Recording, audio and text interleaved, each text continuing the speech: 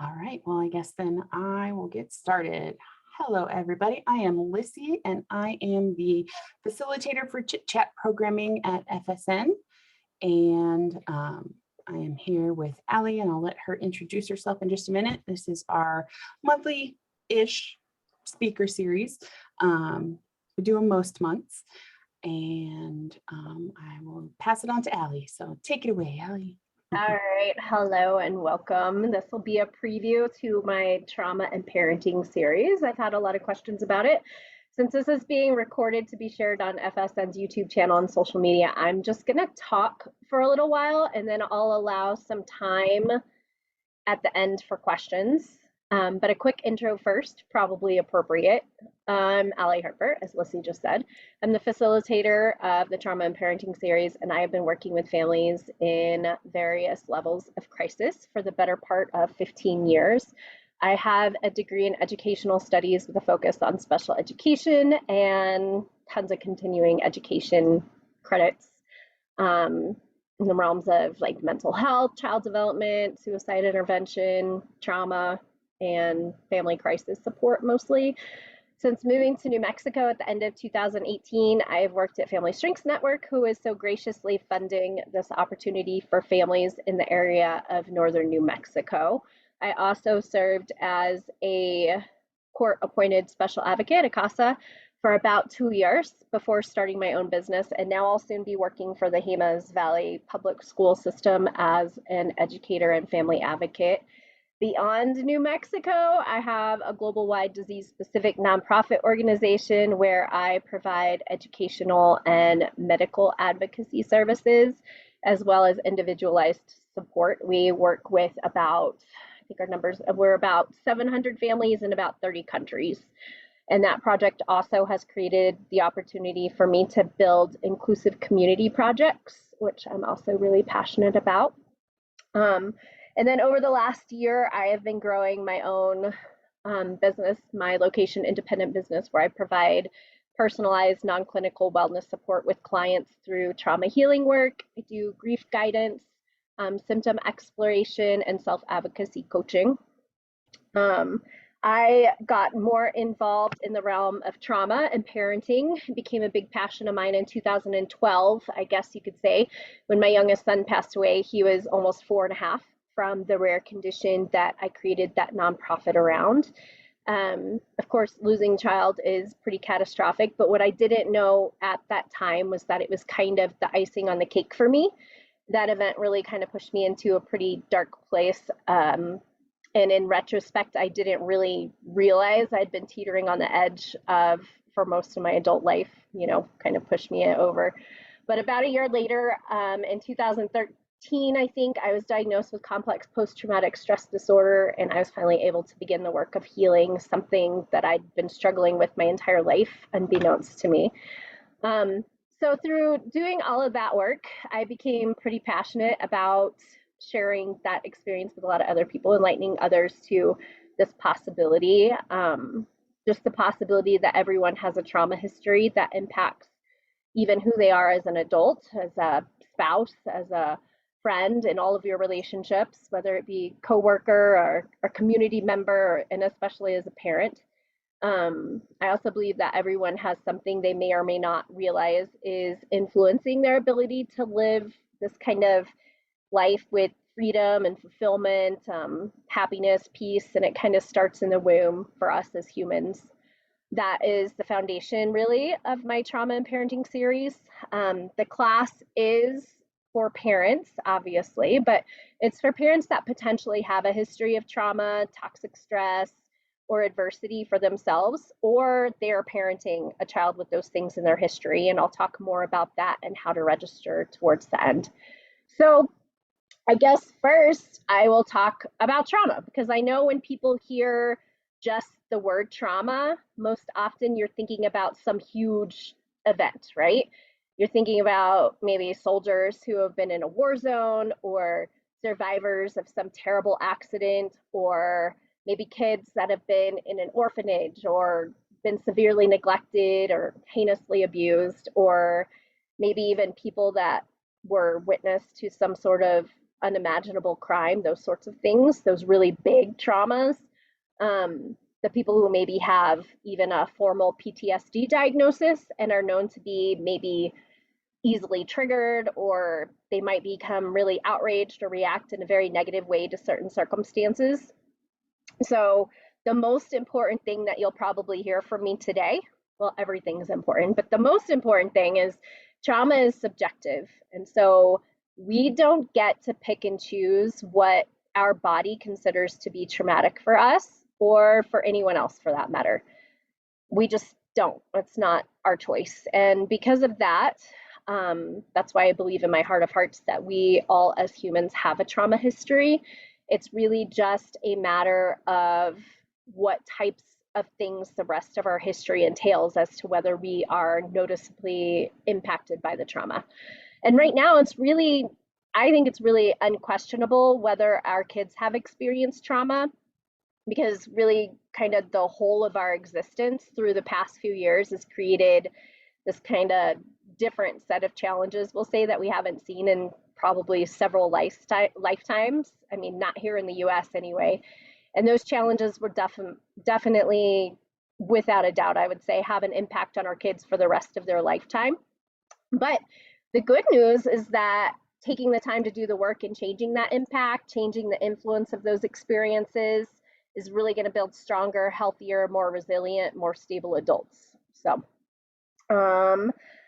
even before all of the experiences of the past few years, though, with the pandemic and, pretty much community closures and schooling from home and society shutting down and this big division that's been created, according to the Substance Abuse and Mental Health Services Administration, 51% of all adult men and 61% of all adult women, and again, these are just US statistics, so much larger numbers are internationally, but just in the US, 51% of all adult men and 61% of all adult women that have reported at least one traumatic event in their lifetime, which is pretty crazy to think about.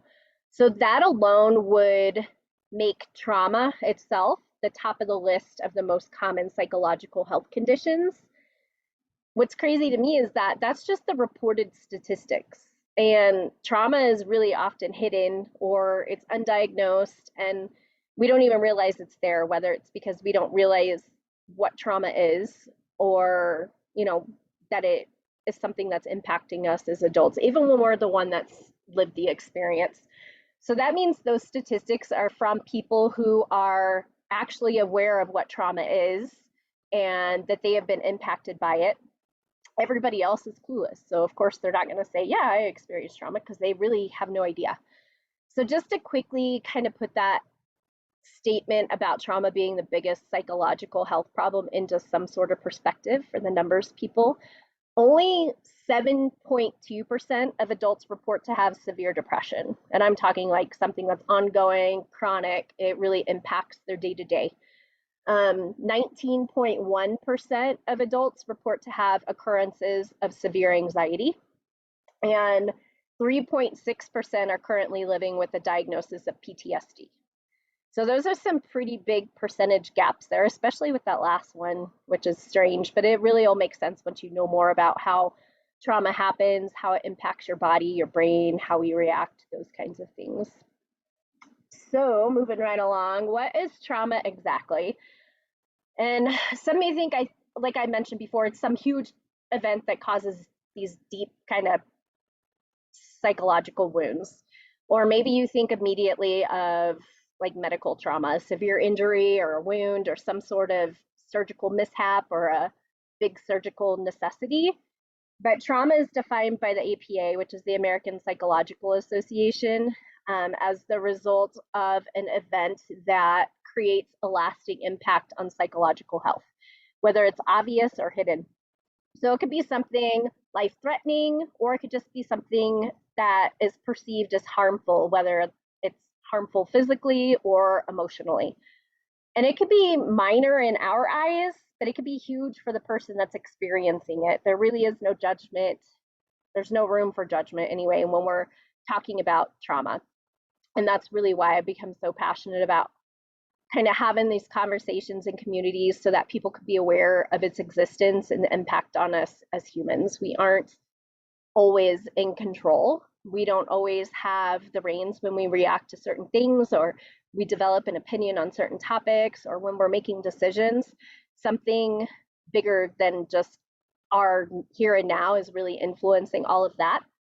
But the conversation about trauma and the impact on adulthood from childhood trauma, toxic stress, adversity really started on a professional level. And I keep wanting to say the late 1900s, and that sounds really a long time ago, but the late 1990s, when the very first adverse childhood experiences study was made, the ACEs study. Maybe you've heard of that. But this study focuses primarily on 10 things, just 10 areas of adversity. But now we know through further research that adversity is actually a lot bigger than just those 10 things, that we as humans are really influenced by a lot more in our childhood than we formally recognized. But it's great that it gives us a starting point, that they started having that conversation that many years ago. So that's the topic that I start with in the parenting series. It's 6 weeks. The first week we start about this. We learn all about those 10 things, what the study told us, why ACEs, adverse childhood experience, is now considered a problem of really epidemic proportions. But also we talk about why trauma-informed parenting is important. Why is this class something that I believe everyone should take? And just briefly, it's just because we now know that every one of our kids, or the kids in our community, even if we don't have kids in our household anymore, they have a history of trauma.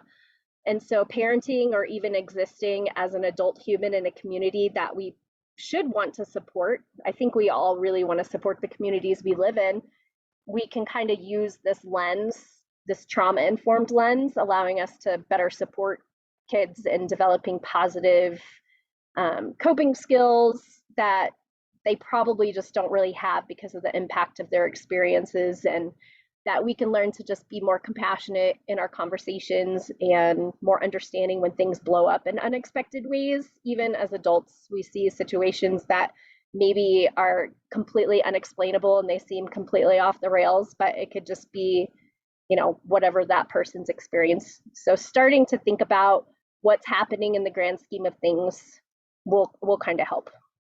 The second week, the next area I focus on in my series, the second week, is trauma and brain development. And the big point in that week is that trauma, toxic stress, and adversity impacts the development of the brain. And when I talk about the development, I'm talking that the brain is actually physically changed with these experiences. And I'm a mega neuro nerd, and I hugely geek out at all of the things brain related, but I don't do that too much in the class. But the most interesting thing to me, I think, is that the brain is not fully developed until you are in your mid to late 20s. And a lot of people don't realize that. Makes sense when you're parenting teenagers to have that knowledge under your belt. But the most brain development actually happens in the earliest years of childhood, the first 3 years. Those are called the critical years. So those things that happen during those critical years are obviously critical to how the brain wires itself and kind of positions all of its components to function. But the good news with that is that we also have the ability to change our brain in really positive ways, even beyond that, even beyond the critical years. So at every age, even after the critical years or after our mid to late 20s, when our forebrain is developed, we can still change the wiring of our brain, despite any ways that it might have been altered in negative ways. And so there's tons and tons of hope. Things aren't always going to be the way they are. You're not always going to feel like your child's struggling, or you aren't going to watch them struggle, or that you as a parent are going to struggle even as an adult. So we talk extensively in week 2 about that fact. We talk about behavior as communication in adults too, but very often in kids, because they don't have that capacity to verbalize what they're feeling, what they're thinking, what they're seeing, those kinds of things. So it comes out in their behavior. Then in week 3, after we have established what trauma is and how it kind of impacts us as a human through development, we turn our focus on parenting with trauma, on understanding trauma, showing grace because it's not always going to go well. It's not always going to look pretty. Working on growth. We really deeply define trauma. We explore more about the why for behaviors and developing character, how childhood affects life through the attachment theory. And that's where I start to give you more tools that you can use to start rewiring the brain, really managing behaviors, the negative behaviors, encouraging the positive behaviors, of course. We work on boosting emotional intelligence, those kinds of things. And week 3 is also the last week where things are just super hard to hear. The first few weeks, we work through some really hard truths and have some really hard real life discussions about what has happened and how it has impacted the human that it's happened to, whether it's you we're talking about or your child or both, or your spouse or community members, whomever. And then the 4th week is really, really big. It's the biggest week. Here we start talking about how we create memories and how our memories impact us. I call them emotional anchor points. It's the really, really high highs and the really, really low lows that we experience throughout our human existence. And we start building this big project together. It's called a trauma narrative. And we learn to become a strong behavior detective. But a trauma narrative, it's creating a cohesive story, like an actual handwritten with pictures and everything. It's a story of what has happened, of who the child, or if you decide to make one for yourself, you can make one for yourself. It's your story or your child's story. So it works to turn the story of who you are or who your child is into what happened to them. So you develop kind of this disconnect from that person without dissociating. So it's no longer about what is wrong with you or what is wrong with your child, but what happened to you through this process of building the trauma narrative. And it's really a healing tool. The fifth week, we move forward into more good news. So we start turning towards the future. My favorite discovery in the realm of trauma is the existence of post-traumatic healing. So we start to explore more specific ways to build things like resilience. And maybe you've heard that term, probably in the cringeworthy context that I really hate hearing, that kids are resilient or they're too young, they're never going to remember this, as if they can just endure everything and move forward without impact, which sadly is just not true. I wish it were that simple. But children can become really resilient, and all they need is one adult that is willing to be there for them to develop those skills. So, and so can adults. If you didn't develop this as a kid, you can develop it as an adult too. But maybe you're not familiar with the term. So in that case, resilience is actually the process and the outcome of successfully adapting to really difficult or challenging life experiences. And the great thing about it is it's something that you can create. It's not something that you're just born with. You build resilience. And that's what we work together in week 5. We do a lot of work on helping your child feel safe. And I'm not talking about like your house is safety proof or child proof or anything like that, but just they feel legitimately safe regardless of what our perception of safe is. We work on understanding and managing emotions, which is really big, boosting that emotional intelligence, understanding and managing those difficult behaviors. We start to connect behavior with communication and what it could potentially mean. And then we further work, on the work that we're doing with the trauma narrative, where we disconnect from the trauma and the toxic stress and start to build healthy relationships, not only with people, but with circumstances. Like sometimes trauma is attached to a certain circumstance. And so we start to build a healthy relationship with that despite the trauma. And then the last week, week 6, we work on the topic of self-care and moving forward. And every time I say self-care, it makes me laugh because I know when we hear that, especially as parents, you kind of internally cringe or probably outwardly roll your eyes, because I was that person. I was that mom that thought it was really selfish to take time for myself. I sat in a lot of classes where I was just like, this is the stupidest thing I've ever heard. I don't have time to do any of this crap. Whether it's time to take care of my health or feed my own passions or find my own identity, because you could lose it when you're a mom, or just to feel whole in some way. I definitely didn't do it. But I actually learned the hard way why self-care is really crucial, and even more so important when you're parenting a child that potentially has their own challenging history, or maybe they have challenges now academically, or medically or whatever it might look like. So I always say to think about it like this. I'm like, think about the last time that you flew on an airplane. There's really an important lesson about self-care to be learned when you are in that message that you probably ignored, the onboard safety instruction presentation that they so enthusiastically give you on the plane. But one of the things that they tell you is about the oxygen mask that is going to just magically fall in an emergency, and then you're going to do what? You're going to put your own mask on, is what they tell you to do, before you help anyone else to put theirs on. And your instinct would be, I'm going to put my kid's mask on first, right? But you can't do that, because if you spend the time to do that, you're not going to be able to help them. You're going to be losing oxygen. And when you lose oxygen, you're not functional at your optimum level. You're not thinking clearly, and eventually you're just going to be completely useless. So that same thing goes for self-care. If you can't think of yourself first, then think of the fact that you cannot give your best self when you're not fulfilled. It's the same kind of thing. So self-care is actually community care in my mind. You can give and give and give of yourself, but you can't give yourself wholly when you're not full, right? And you can't pour out of an empty cup. I'm sure you've heard that too. So that's the 6 weeks of trauma and parenting, the series. I started teaching this, I think, 2 years ago at FSN remotely, and it started out as, I think, a 4-week program. And it's a ton of content, and now it's 6 weeks long. So FSN, like I mentioned, is partially funding attendance for parents in the area of northern New Mexico, which is where they serve families as a community support nonprofit. So to attend, it's just $50 registration.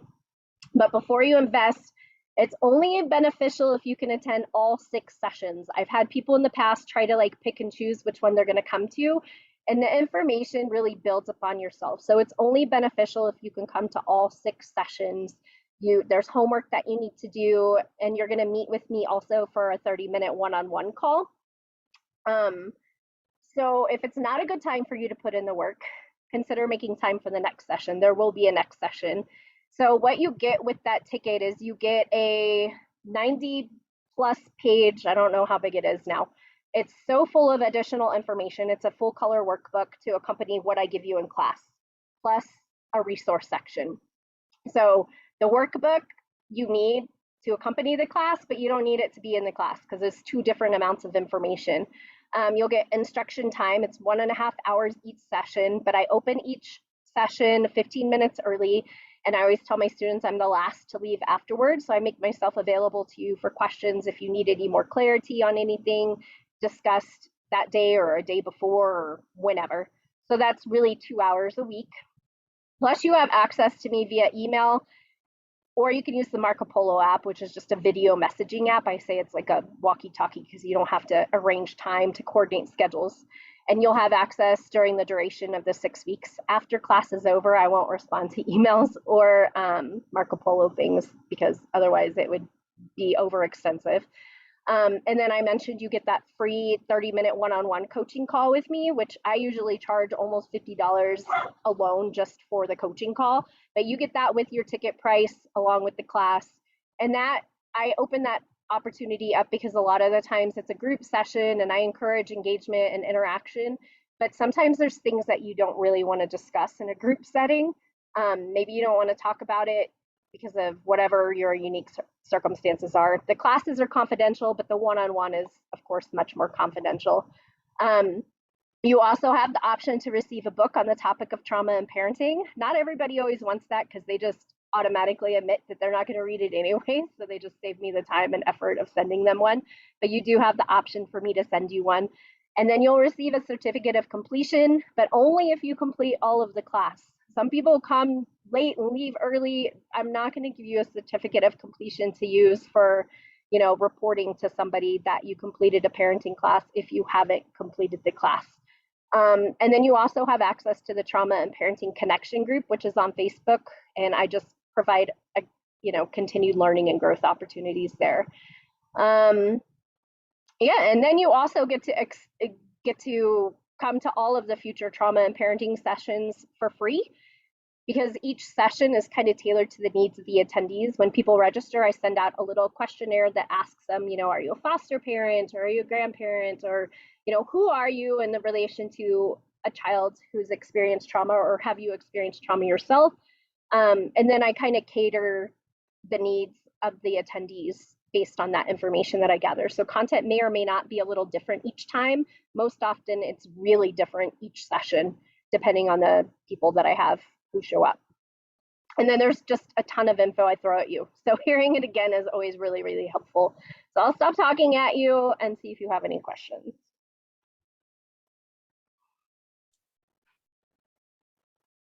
Doesn't look like we have any questions. So thank you so much, Allie. That is fabulous. And I definitely need to come at least, figure out my own trauma from my background. It can be pretty shocking. Yeah. All right. Well, to register for Trauma and Parenting, I'll just add this part since we're recording it. Awesome. You can find the info on their social media accounts for Family Strengths Network, or you can email fsn@lafsn.org. You can always also send us a message on Facebook and someone will send you the link directly. And yes, any way you reach out to us, we will get you where you need to be. Absolutely.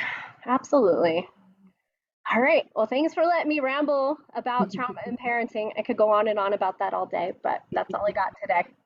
All right. Thanks so much, Allie. Of course. Have a good one. You too.